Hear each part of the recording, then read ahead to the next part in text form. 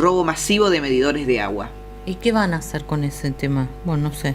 Está en contacto con nosotros el doctor Carlos Damin. Él es toxicólogo, su matrícula profesional 81870. Bueno, ayer hablamos con la policía del Chaco, que nos confirmaba que encontraron la droga zombie, esta droga que también se llama como droga piedra, porque es, a diferencia de lo que uno por ahí relaciona con alguna sustancia, viene en ese formato. Y nos llamaba la atención, al menos a mí, primero que ya esté tan cerca. Dicen que hace estragos este tipo de droga. En la provincia de Misiones, muy barata. En la provincia de Misiones hay una alerta en virtud de que ingresó desde el Brasil y que es de un consumo muy importante. Por eso que recién destacabas, que el precio es muy barato, muy accesible. Con lo cual, obviamente, esto es un escenario terrible al escenario que ya de por sí es complicado con el tema de algunas sustancias. Doctor, ¿cómo le va? Buen día. Lo saludamos desde Canal 13 y LT7. ¿Qué tal? Buen día. ¿Cómo están ustedes? Bien. Bueno, ¿qué sabe usted si ya se viene estudiando, se vienen viendo casos de personas adictas a esta droga conocida como la droga zombie? Mire, esta sustancia es una sustancia que no es nueva, tiene distintas formas. Normalmente la cocaína en nuestro país se consume principalmente en forma esnifada, en forma aspirada, por aspiración nasal. Durante muchos años se consumía también en forma intravenosa, pero dejó de consumirse y pasó allá por el 2001-2002 al formato de consumo fumado, es decir, inhalado. Esta forma de consumir cocaína fue variando de acuerdo a al tipo de cocaína que se puede fumar. Ustedes recordarán que en aquel momento había aparecido el Paco. El Paco forma parte de la pasta base de la cocaína con un proceso muy rudimentario que contiene mucha, podríamos decir, basura, restos y residuos de la producción base. Y este otro formato tiene distintas formas en los distintos países. En Colombia se lo llamó bazuco, en Brasil se lo llamó crack.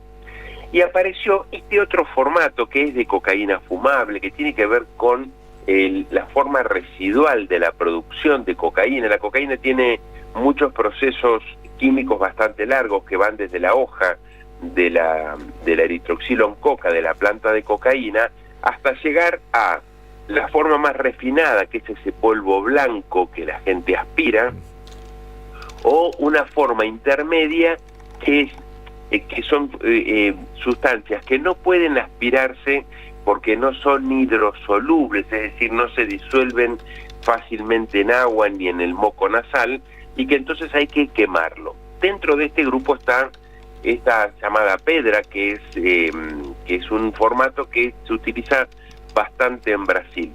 El problema que tienen las cocaínas fumables, de donde está esta, es que tienen un ingreso al cuerpo muy rápido. Se absorbe mucho más rápido fumándola que cuando se la aspira por nariz.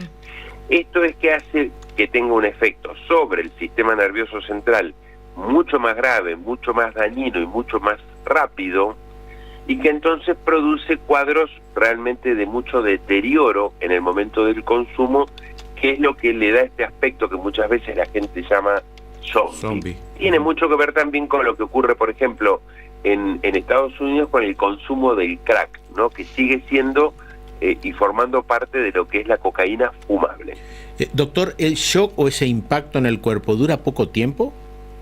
Sí, es un efecto que dura poco tiempo y eso hace que vuelva a consumirse muy rápido, con muy poca frecuencia, es decir, con mucha frecuencia, con poco tiempo de entre un consumo y el otro consumo. La distancia entre el último consumo y el nuevo es poco tiempo en el mismo día, inclusive. De poco tiempo porque desaparece del cuerpo rápidamente, así como ingresa rápidamente, desaparece rápidamente, genera una gran sensación de vacío, de depresión, de abstinencia, decimos, en el que la consumió, y entonces lo lleva a consumir rápidamente otra dosis, y las personas consumidoras están prácticamente dedicadas todo el tiempo a eso, ¿no? Doctor, ¿y cuál es, a ver, no sé si es la palabra correcta, usted es especialista, digamos, el grado de adicción, por decirlo de alguna manera, es mayor o menor que otros estupefacientes? No, definitivamente es mayor. La cocaína está ubicada dentro de las dos con mayor dependencia que generan. Tenemos, si uno hace una escala, la que genera mayor dependencia es la heroína, todo el grupo de los opioides. En segundo lugar viene la familia de la cocaína, dentro de los que están las cocaínas fumables, y ahí está esta denominada pedra. Y después, en tercer lugar, un poco más lejos, viene la nicotina, ¿no? Que tiene... Ajá. Definimos como dependencia aquellas sustancias que tienen la capacidad de hacer que la gente, después de consumirla, quiera imperiosamente volver a consumirla. Y esto es algo que se ve claramente en el fumador de tabaco. La diferencia es el efecto que genera el tabaco sobre el sistema nervioso a la cocaína. Pero la capacidad de la nicotina de generar dependencia es muy alta también. Ajá. Y a ver, no sé si la palabra también correcta es, perdón si estamos metiendo la pata en algunos aspectos, es para algunas drogas no se necesita demasiada elaboración, digamos, más que desde lo que es la materia prima hasta que llega al consumidor. Acá el proceso de industrialización, entre comillas, de este estupefaciente ¿es importante o se lo puede hacer en cualquier casita, en cualquier lugar?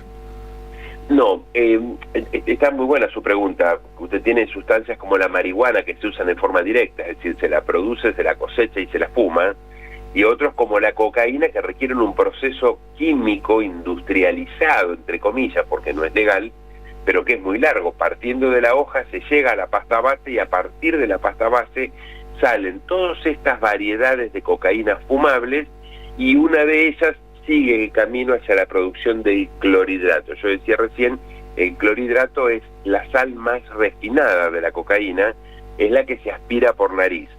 Estas otras, que son más ordinarias, más rudimentarias, y que además tienen residuos, tienen otros componentes, y que se les suelen agregar otras cosas, es un proceso mucho menor, porque digamos que está a mitad de camino de la producción del clorhidrato, y que se desvía hacia otras formas. Esta otra forma son las más caseras, se producen en lugares más hogareños, podríamos decir entre comillas, pero digamos que es a partir de la pasta base que se producen estas otras familias de cocaína, y es ahí donde se termina en lugares por ahí más vulnerables, porque es frecuente que la gente le atribuya a lugares humildes donde se produce la cocaína, por ejemplo, y no, porque requiere de todo un proceso industrial previamente que no está al alcance de esta gente. Entonces, lo que se hace ahí es la finalización del proceso. Usted sabe que vamos a adelantar un laburo que estamos haciendo con Equipo Noticias respecto a temas de inseguridad, y con algunos actores de la justicia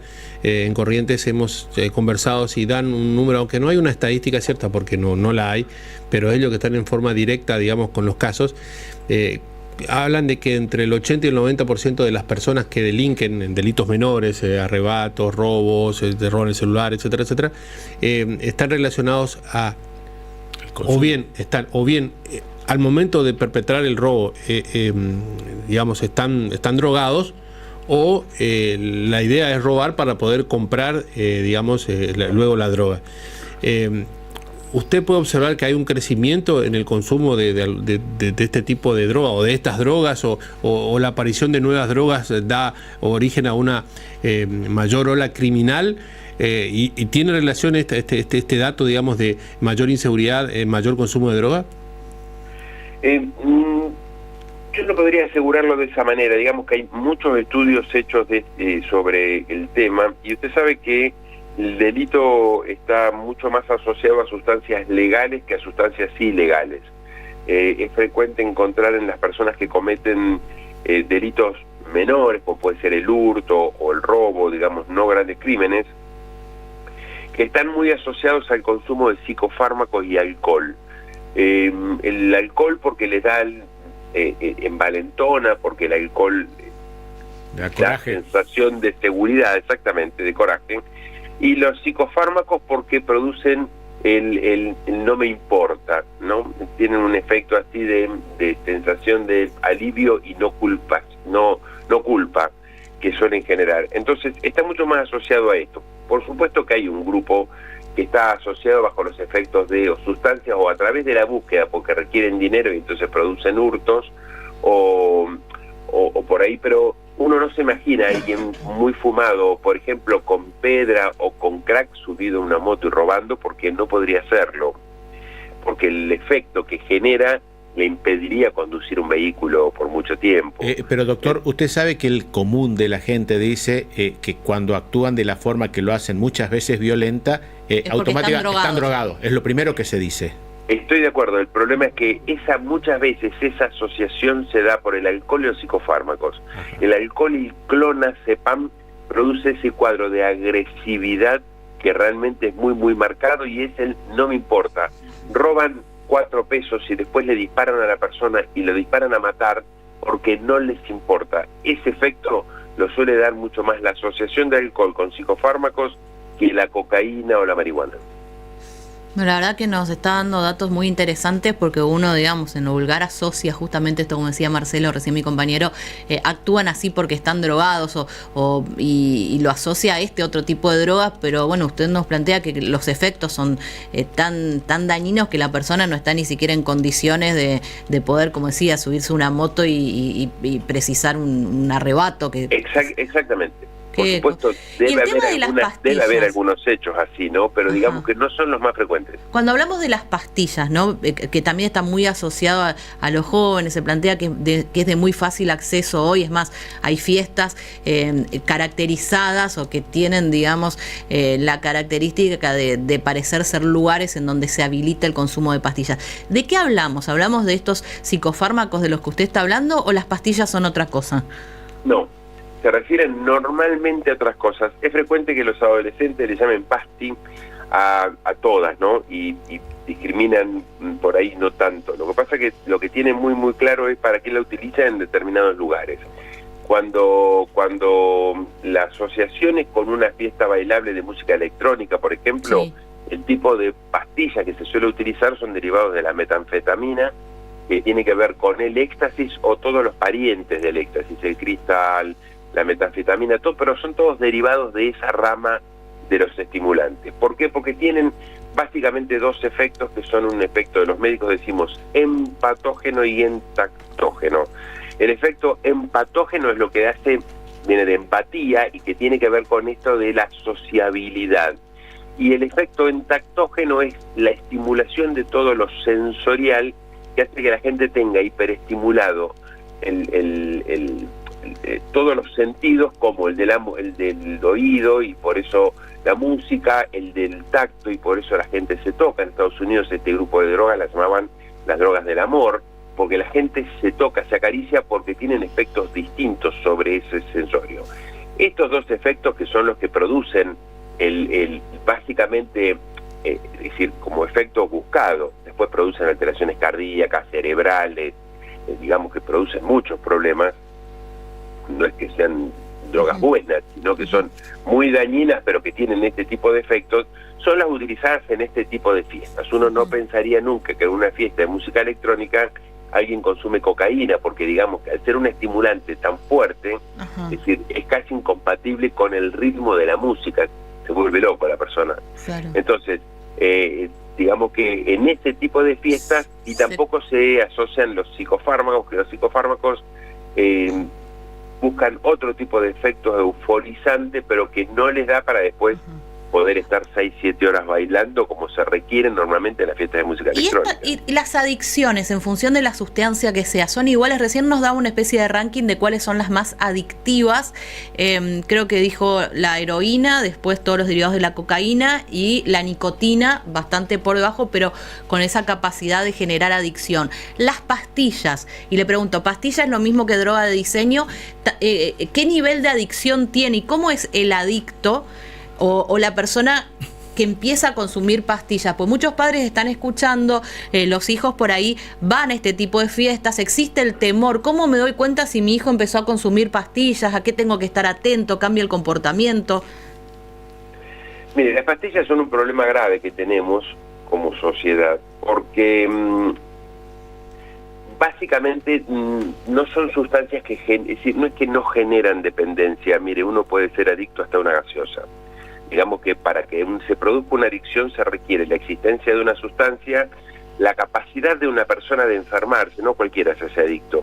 Mucha gente toma alcohol y termina siendo alcohólico, mucha gente toma alcohol, no le gusta y nunca más toma alcohol, o toma muy poco.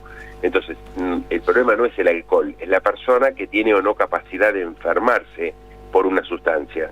Entonces, lo mismo pasa con todas las sustancias. El problema no es la pastilla, el problema es si tenemos una persona que tiene una capacidad de enfermarse por la pastilla y se encuentra la pastilla con la persona y hay un entorno social que acompaña. Si no hay entorno social, tampoco vamos a tener dependencia. Ahora, este tipo de pastillas, como son las sustancias sintéticas o de diseño, como usted las mencionó, que son los derivados de la metanfetamina, tienen muy baja capacidad de generar dependencia. Usted no va a encontrar a nadie que se tome 3 pastillas por día. Va a encontrar a alguien que se tome 1 o 2 pastillas cuando va a determinado lugar porque pretende determinado efecto. Esto es lo que se le llama el uso recreativo de las sustancias y que es realmente dañino. ¿Por qué? Porque es muy dañino consumir este tipo de sustancias. O lo puede ser. Si nosotros hemos visto gente morirse por un comprimido. Y usted me dirá, bueno, pero hay muchos que tomaron muchas veces un comprimido y no les pasó. No, pero un comprimido puede producir en determinadas circunstancias la muerte de una persona. Porque además, como nadie sabe qué contiene ese comprimido, la gente cree que lo que tiene es éxtasis, cree que lo que tiene es cristal, o cree, porque no hay control de calidad, porque no hay chequeo, porque se vende clandestinamente.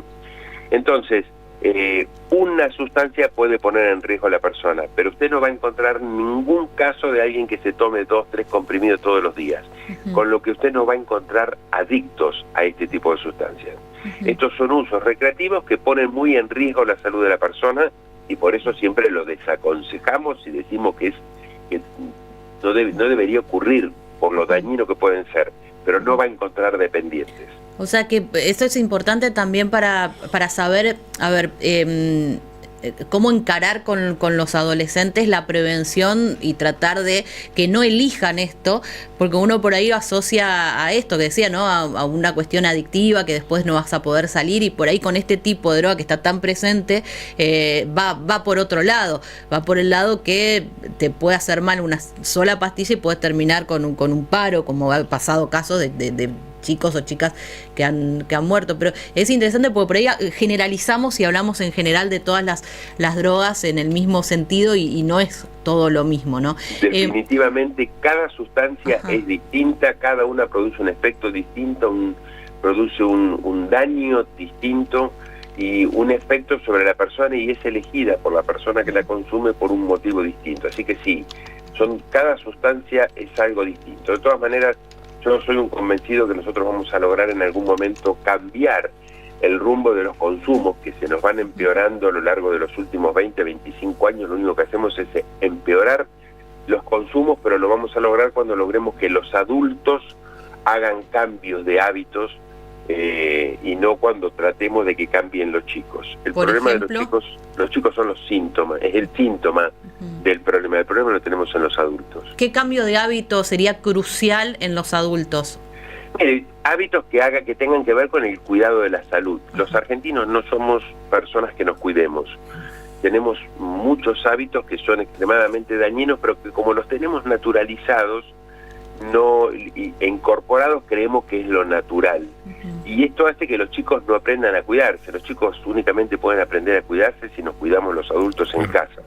Si yo en casa tomo mucho alcohol, fumamos, nos automedicamos mucho, usamos mucho ibuprofeno, paracetamol, usamos el auto y no usamos el cinturón de seguridad, digamos que no le damos valor al cuidado de la salud, ¿por qué pretendemos que nuestros chicos aprendan a cuidarse?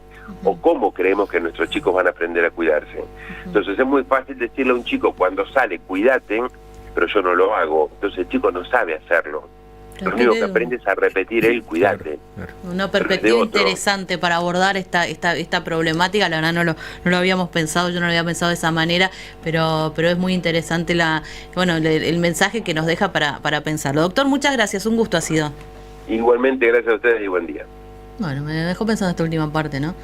Vos decís a un chico, cuídate cuando salís y bueno, te cuidas. Somos el espejo de nuestros hijos, ¿no? Y se miran a ti. Y si ven que hacemos todo lo contrario a lo que sugerimos y recomendamos, obvio, ¿a quién va a salir? Sí, mira. Bueno, 8:28. Miguel, hablaste